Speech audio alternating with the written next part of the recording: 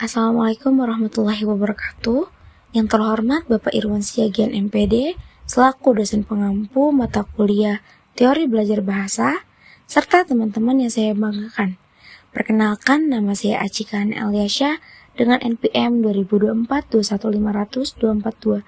Di sini saya akan menjelaskan materi presentasi kelompok saya, yaitu mengenai rasionalisme dalam pembelajaran bahasa kedua. Pembahasan materi yang akan saya bahas yaitu pertama, terdapat hakikat rasionalisme dalam pembelajaran bahasa kedua, kemudian hakikat pembelajaran bahasa kedua, jenis-jenis rasionalisme dalam pembelajaran bahasa kedua, faktor-faktor rasionalisme dalam pembelajaran bahasa kedua, serta fungsi rasionalisme dalam pembelajaran bahasa kedua. Baik, kita akan masuk kepada pembahasan kita yang pertama, yaitu hakikat rasionalisme dalam pembelajaran bahasa kedua.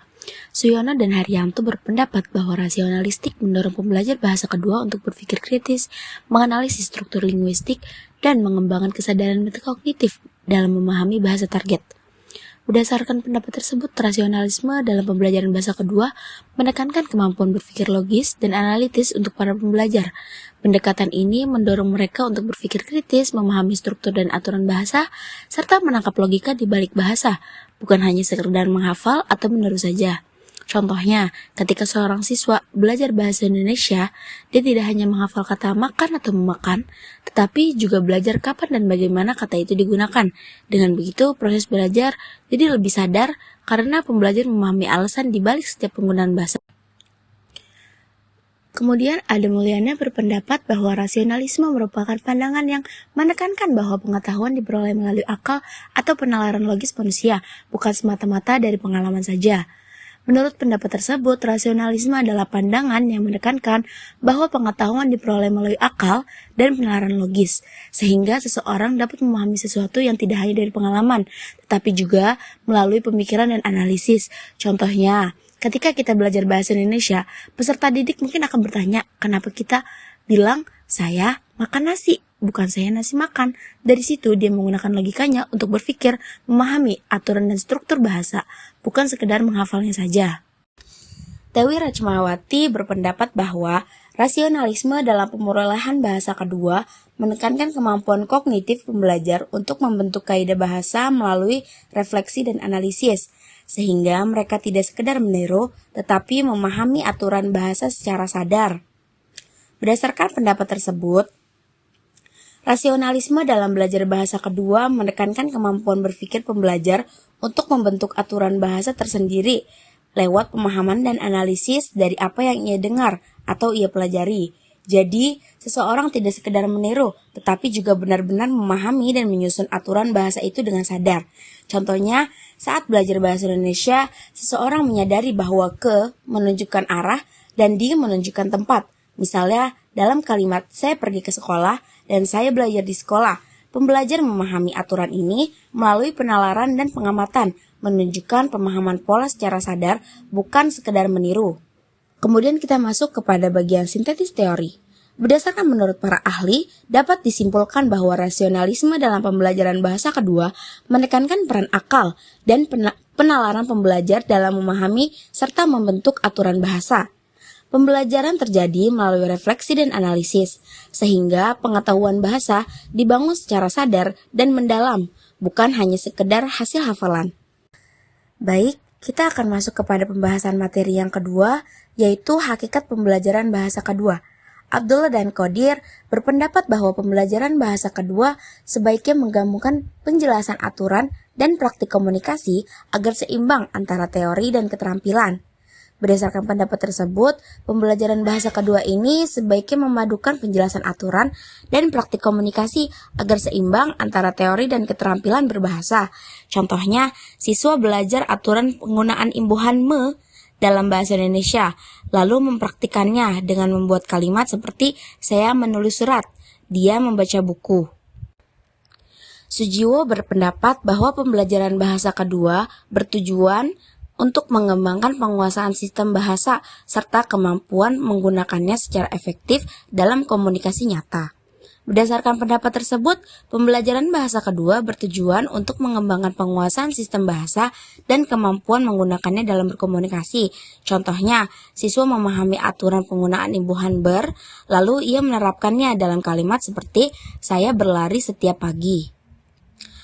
Fauziati berpendapat bahwa pembelajaran bahasa kedua perlu menggabungkan penjelasan aturan dan praktik komunikasi agar teori dan keterampilan berbahasa menjadi seimbang. Berdasarkan pendapat tersebut, pembelajaran bahasa kedua sebaiknya memadukan penjelasan aturan dan praktik komunikasi agar teori dan keterampilan berbahasa berkembang secara seimbang. Contohnya, siswa belajar aturan kata me, lalu mempraktikannya dalam kalimat seperti saya memasak ayam goreng.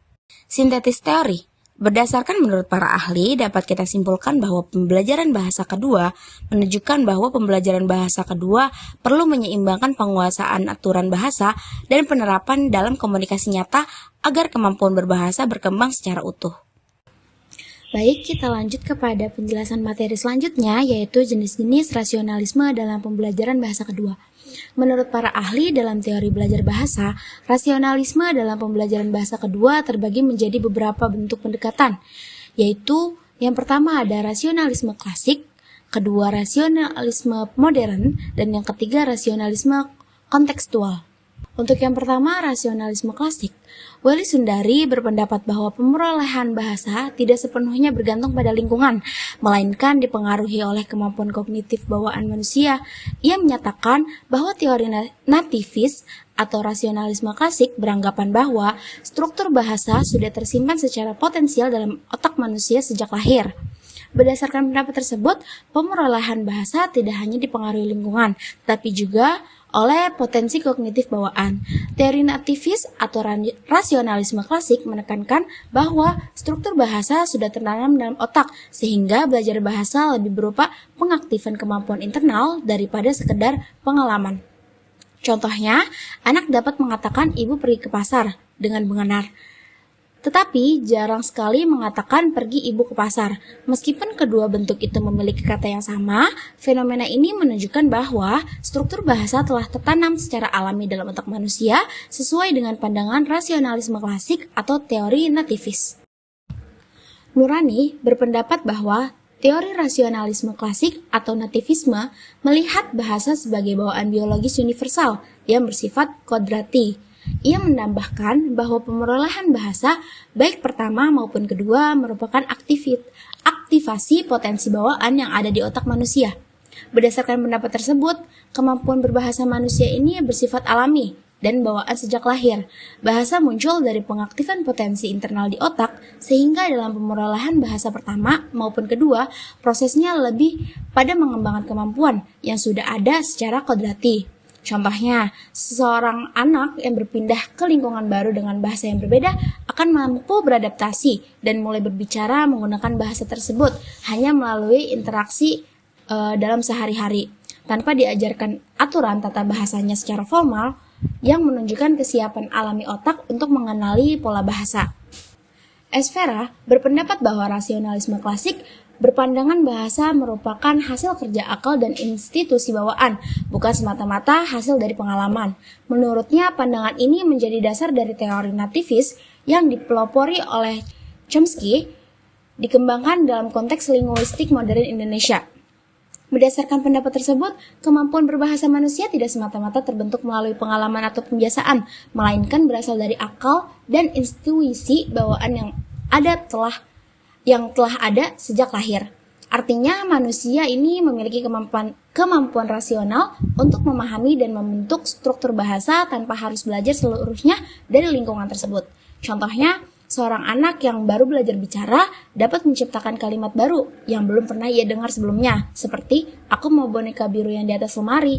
Kalimat itu tidak ia tiru sepenuhnya dari orang lain, melainkan hasil dari kemampuan akal untuk menggabungkan kata-kata sesuai dengan struktur bahasa yang dipahami secara naluriah. Kita masuk kepada materi yang kedua, yaitu rasionalisme modern. Darjo Wijojo berpendapat bahwa bahasa merupakan bagian dari sistem berpikir manusia. Pemerolehan bahasa terjadi melalui proses mental aktif, yang dimana pembelajar ini tidak sekedar meniru, tetapi mengonstruksi aturan bahasa berdasarkan pemahaman internal. Menurut pendapat tersebut, bahasa merupakan bagian dari kemampuan berpikir manusia yang bekerja melalui proses mental di dalam otak. Artinya, ketika seseorang mempelajari bahasa, ia tidak hanya sekedar meniru atau menghafal bentuk-bentuk bahasa yang didengar, melainkan secara aktif membangun dan memahami aturan bahasa berdasarkan penalaran yang ada di dalam pikirannya. Contoh, ketika seorang belajar bahasa Indonesia sebagai bahasa kedua, ia tidak hanya meniru ucapan orang lain, tetapi ia juga memahami pola dan maknanya. Setelah sering mendengar kalimat "saya makan nasi", pembelajar dapat membuat kalimat baru seperti "saya minum air" tanpa perlu diajarkan secara langsung. Cara Abdul atau Abdul Khair berpendapat bahwa dalam pendekatan kognitif bahasa dipelajari melalui proses mental kompleks yang dimana manusia menafsirkan, mengolah, dan menggeneralisasikan pola bahasa secara logis sehingga pemerolehan bahasa merupakan hasil kerja kognitif yang sadar dan rasional. Berdasarkan pendapat tersebut, bahasa diperoleh bukan hanya sekedar meniru atau menghafal, tetapi melalui proses mental yang melibatkan berpikir dan penalaran, yang dimana pembelajar aktif memahami, mengolah, dan membangun pengetahuan bahasa secara sadar dan rasional. Contoh, ketika seorang belajar bahasa Indonesia dan sering mendengar kalimat "anak itu sedang bermain bola", ia dapat memahami pola struktur kalimat tersebut tanpa diajarkan secara langsung.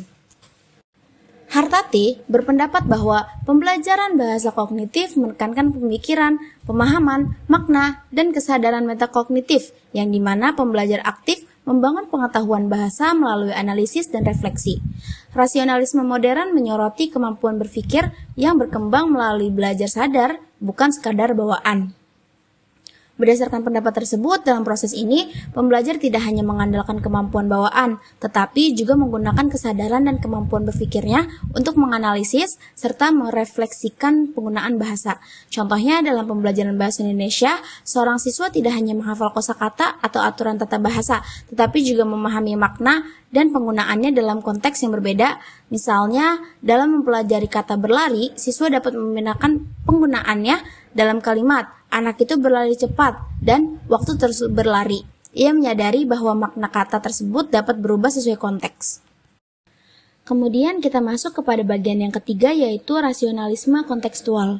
Abdul Khair berpendapat bahwa bahasa harus dipahami sesuai konteks sosial dan situasional, di mana penutur menggunakan penalaran untuk menyesuaikan bahasa dengan situasi, sehingga rasionalisme kontekstual melihat bahasa sebagai hasil interaksi akal, pengalaman, dan komunikasi nyata.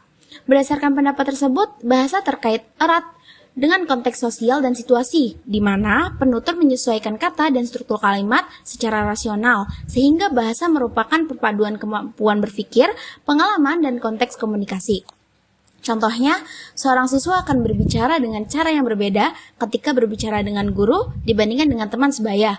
Kepada guru, mungkin ia akan berkata, "Permisi Bu, saya izin bertanya." Sedangkan kepada teman, ia cukup berkata, gue mau nanya deh."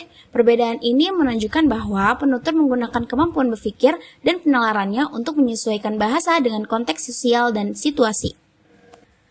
Syahrul berpendapat bahwa teori rasionalisme kontekstual menempatkan pembelajar sebagai pemikir aktif yang menggunakan akal dan pemahaman terhadap konteks dalam menguasai bahasa. Proses pembelajaran bahasa tidak sekedar menghafal struktur, melainkan menafsirkan makna berdasarkan situasi dan pengalaman nyata. Berdasarkan pendapat tersebut, rasionalisme kontekstual memandang pembelajar sebagai individu yang aktif, menyesuaikan bahasa dengan konteks. Pembelajaran menekankan interpretasi makna dari situasi nyata, sehingga pemahaman bahasa terbentuk melalui interaksi akal, konteks, dan pengalaman komunikasi. Contohnya, saat belajar bahasa Indonesia, ungkapan "panas banget nih" bisa berarti suhu tinggi atau marah tergantung konteks. Ini menunjukkan pembelajar tidak sekedar menghafal tapi menafsirkan makna berdasarkan situasi dan pengalaman nyata. Andayani berpendapat bahwa pendekatan kontekstual mengaitkan berpikir rasional dengan pengalaman bahasa nyata, yang dimana pembelajar menggunakan logika dan refleksi untuk memahami makna sesuai konteks sosial, budaya, dan situasional, sehingga bahasa dipelajari melalui interaksi bermakna, bukan sekedar menghafal. Berdasarkan pendapat tersebut, pendekatan kontekstual mengaitkan berpikir rasional dengan pemahaman bahasa nyata, yang dimana pembelajar menggunakan logika dan refleksi untuk memahami makna sesuai konteks sosial, budaya, dan situasi, sehingga belajar bahasa terjadi melalui interaksi bermakna, bukan sekedar menghafal. Contoh, saat belajar ungkapan maaf, siswa tidak hanya menghafal, tetapi memahami penggunaan sesuai konteks, seperti maaf saya terlambat kepada guru, dan sorry ya gue telat kepada teman, menunjukkan penggunaan logika dan refleksi untuk menyesuaikan bahasa dengan situasi sosial. Kemudian kita masuk kepada materi faktor-faktor rasionalisme dalam pembelajaran bahasa kedua. Menurut para ahli dalam psikologi pembelajaran bahasa, terdapat beberapa faktor yang mempengaruhi penerapan rasionalisme dalam pembelajaran bahasa kedua. Yang pertama, terdapat faktor kognitif. Kedua, faktor motivasi dan kesadaran belajar. Yang ketiga, faktor lingkungan akademik. Yang keempat, faktor pengalaman linguistik. Kemudian kita masuk pada bagian yang pertama, yaitu faktor kognitif.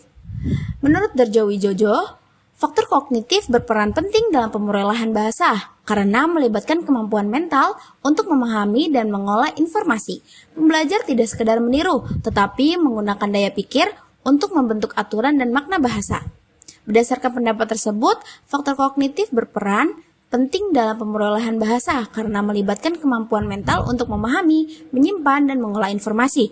Pembelajar tidak hanya meniru, tetapi aktif membangun dan memahami aturan serta makna bahasa melalui proses berpikir. Contohnya saat mendengar kalimat dia sedang makan, pembelajar memahami bahwa sedang menandakan kegiatan yang berlangsung, lalu menerapkan pola itu membuat kalimat baru seperti saya sedang belajar atau mereka sedang bermain.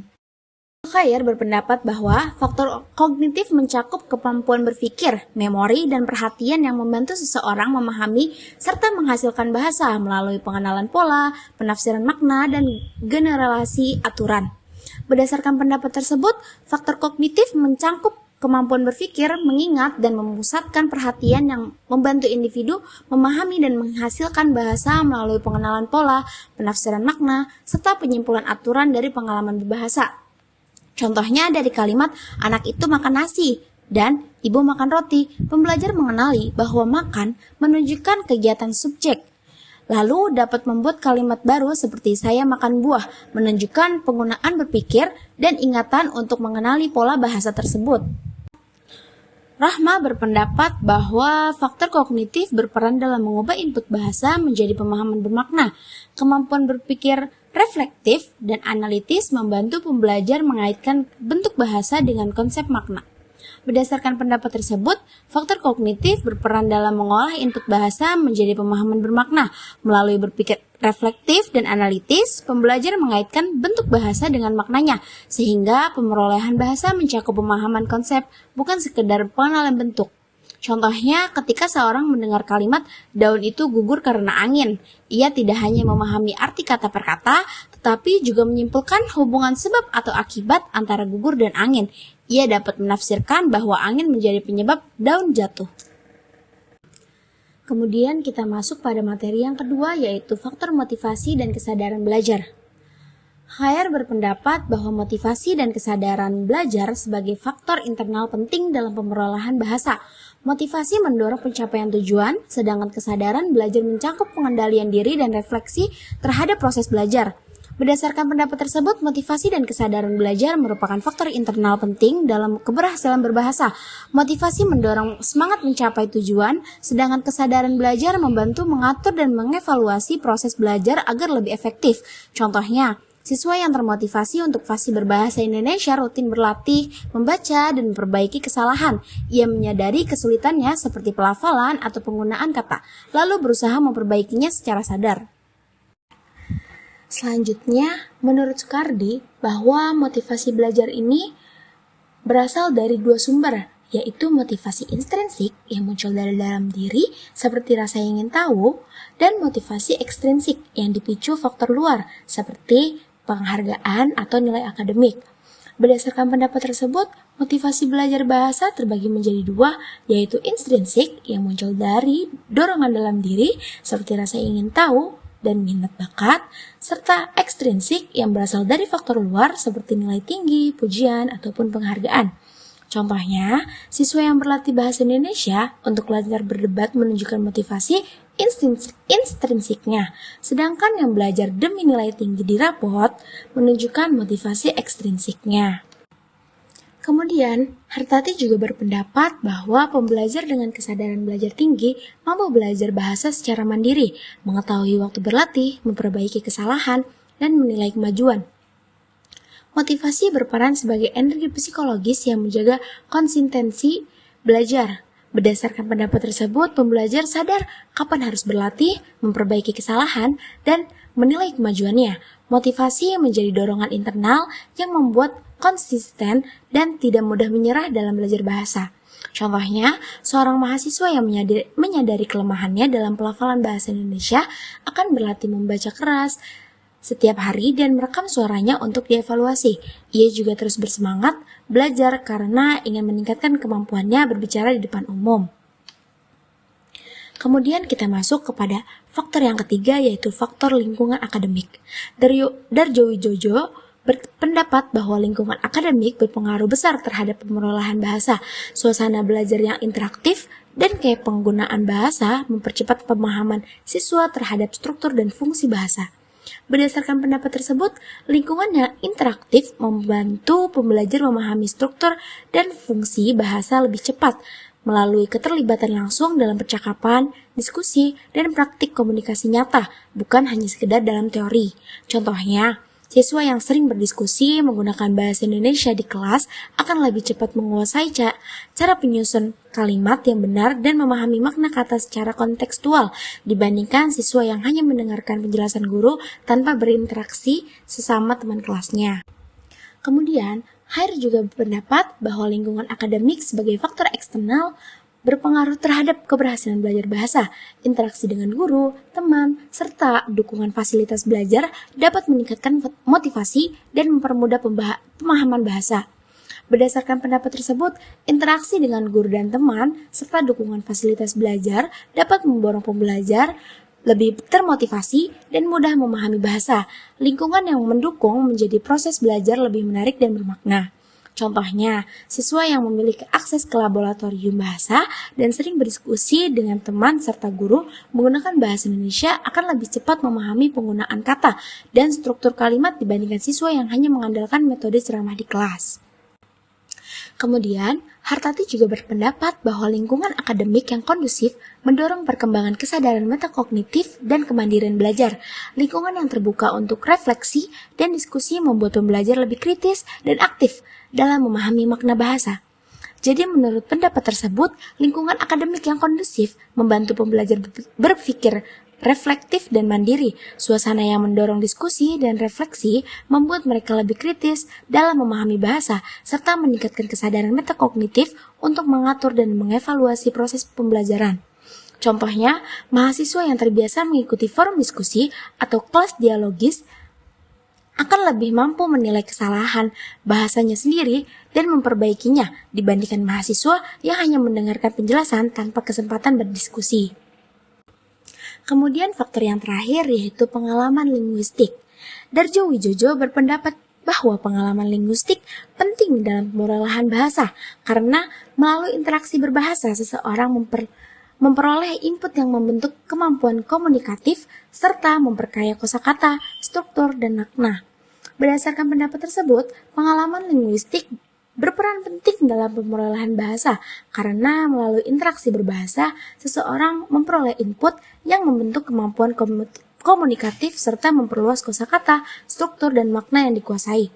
Contohnya, anak yang sering diajak berbicara sejak kecil lebih cepat memahami menggunakan kata baru. Melalui percakapan sehari-hari seperti ayo makan atau ambil mainannya, ia meniru dan memahami makna ujaran secara bertahap. Menurut Hartati, berpendapat bahwa pengalaman linguistik berasal tidak hanya dari sekolah, tetapi juga dari interaksi di rumah, media, serta teknologi digital yang semuanya berkontribusi pada pembentukan kompetensi bahasa pembelajar.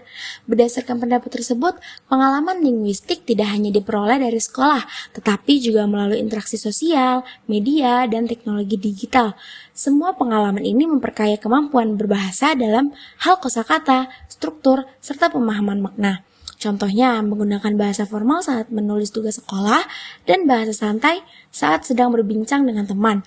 Hal ini menunjukkan bahwa berbagai pengalaman berbahasa di kehidupan sehari-hari dapat membentuk dan memperkuat kompetensi linguistik seseorang.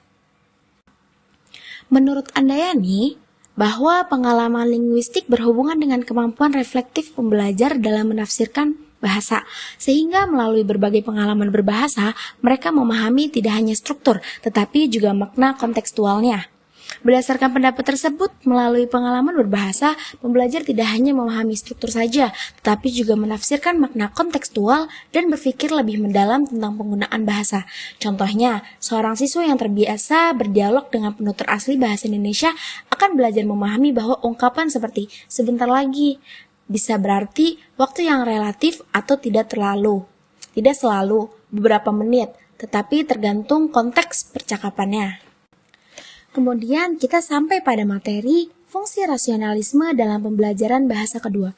Menurut para ahli, dalam prinsip-prinsip belajar bahasa, rasionalisme ini memiliki beberapa fungsi penting dalam proses pembelajaran bahasa kedua, yaitu sebagai dasar pengembangan kemampuan kognitif bahasa, sebagai panduan dalam pembentukan hipotesis kebahasaan, landasan dalam pembelajaran mandiri, sarana pengembangan kesadaran metakognitif, dan penunjang pemahaman konseptual bahasa.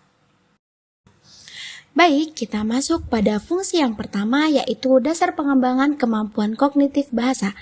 Menurut Darjo Wijojo, kemampuan berbahasa berkaitan erat dengan pengembangan kognitif, karena bahasa merupakan hasil aktivitas mental kompleks yang melibatkan pengolahan, penyimpanan, serta penggunaan simbol linguistik oleh otak. Berdasarkan pendapat tersebut, kemampuan berbahasa berkaitan dengan proses berpikir otak, di mana seseorang mengolah, menyimpan, dan menggunakan simbol bahasa untuk memahami serta menyampaikan makna. Hal ini berfungsi untuk menunjukkan bahwa bahasa ini bukan hanya sekedar untuk alat komunikasi saja, tetapi juga bisa menjadi alat berpikir dan pengembangan kognitif. Contohnya, seorang anak yang sedang belajar menyebut warna merah tidak hanya mengingat kata tersebut, tetapi juga memahami konsep warna merah itu sendiri. Rahardi juga berpendapat bahwa kemampuan kognitif berbahasa berkembang melalui interaksi dan konteks, di mana individu belajar memahami logika, menyusun argumen, serta menafsirkan makna, sehingga bahasa berfungsi sebagai alat pengembang nalar. Berdasarkan pendapat tersebut, melalui penggunaan bahasa, individu belajar memahami logika, menyusun alasan, dan menafsirkan makna sesuai konteks, sehingga bahasa berperan penting dalam mengembangkan kemampuan bernalar. Hal ini berfungsi untuk menegaskan bahwa bahasa menjadi sarana pengembangan berpikir logis dan penalaran, karena melalui interaksi bahasa individu belajar menata ide dan memahami makna sesuai konteksnya. Contohnya, pada saat berdiskusi di kelas, seseorang menggunakan bahasa untuk menyusun argumen logis atas pendapatnya, sehingga kemampuan bernalar terasah dan pemahaman terhadap makna lawan bicara semakin mendalam. Yang kedua, terdapat panduan dalam pembentukan hipotesis kebahasaan. Andayani berpendapat bahwa pembentukan hipotesis kebahasaan melibatkan proses reflektif, yang dimana pembelajar secara sadar menafsirkan pola bahasa berdasarkan pengalaman sebelumnya, sehingga hipotesis yang muncul merupakan hasil perpaduan antara rasionalitas dan pengalaman. Berdasarkan pendapat tersebut, pembelajar menafsirkan pola bahasa secara sadar dan mengaitkannya dengan pengalaman bahasa sebelumnya, sehingga terbentuklah hipotesis kebahasaan yang merupakan hasil perpaduan antara pemikiran rasional dan pengalaman nyatanya. Hal ini memiliki fungsi, yaitu untuk menunjukkan bahwa proses pembelajaran bahasa melibatkan kemampuan berpikir reflektif dan rasional, bukan hanya sekedar hafalan atau imitasi saja. Contohnya, seorang anak awalnya mengira semua peristiwa lampau ditandai dengan kata sudah, tetapi setelah sering mendengar ungkapan seperti tadi saya makan, ia menyadari keterangan waktu juga dapat menunjukkan makna lampau.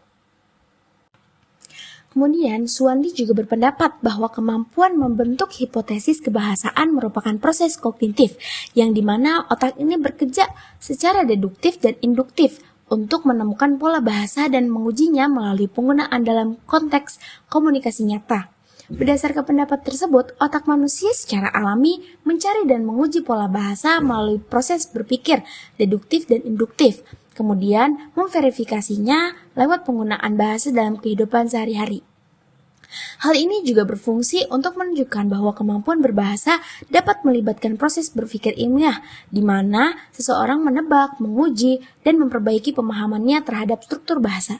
Contohnya, seorang anak belajar bahwa kata sifat biasanya muncul setelah kata benda, seperti baju merah atau mobil besar. Namun, setelah mendengar ungkapan seperti si kecil atau sang bijak, ia menyadari bahwa aturan tersebut memiliki pengecualian.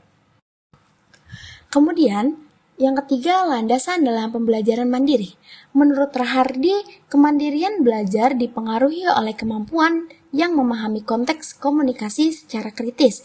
Pembelajar mandiri mampu menafsirkan makna dan menyesuaikan penggunaan bahasa dengan situasi sosial tanpa bergantung pada guru.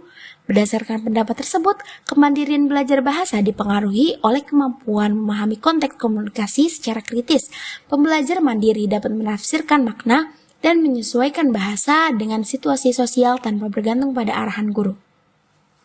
Hal ini pun berfungsi untuk menekankan bahwa bahasa dan kemandirian belajar saling terkait, di mana kemampuan berpikir kritis dan menyesuaikan bahasa dengan konteks membantu pembelajar menjadi lebih mandiri. Contohnya, seorang siswa berbicara dengan santai kepada temannya, tetapi menggunakan bahasa lebih sopan saat ia berbicara dengan gurunya. Ia menyesuaikan cara berbahasa tanpa diminta, menunjukkan kemandirian dan pemahaman konteks komunikasinya. Kemudian, Mulyastuti juga berpendapat bahwa pembelajar mandiri menggunakan strategi eksploratif dengan mengamati, mencoba, dan mengevaluasi penggunaan bahasa secara aktif, tanpa bergantung pada guru. Hal ini sejalan dengan teori kognitif dan konstruktivistik yang menegaskan bahwa pengetahuan dibangun melalui pengalaman dan refleksi pribadi. Berdasarkan pendapat tersebut, pembelajar mandiri aktif mengamati, mencoba, dan mengevaluasi bahasanya sendiri sesuai teori kognitif dan konstruktivistik yang menekankan pengetahuan dibangun dari pengalaman dan refleksi diri. Hal ini juga berfungsi untuk menekankan bahwa kemandirian belajar bahasa mendorong pembelajar untuk aktif membangun pengetahuan sendiri melalui eksperimen dan refleksi, sehingga pembelajar menjadi lebih efektif dan personal. Contohnya, seorang siswa menulis cerita pendek dengan mengamati kosakata dan struktur dari buku atau percakapan, kemudian mengevaluasi dan memperbaiki kesalahannya sendiri. Kemudian yang keempat, ada sarana pengembangan kesadaran metakognitif.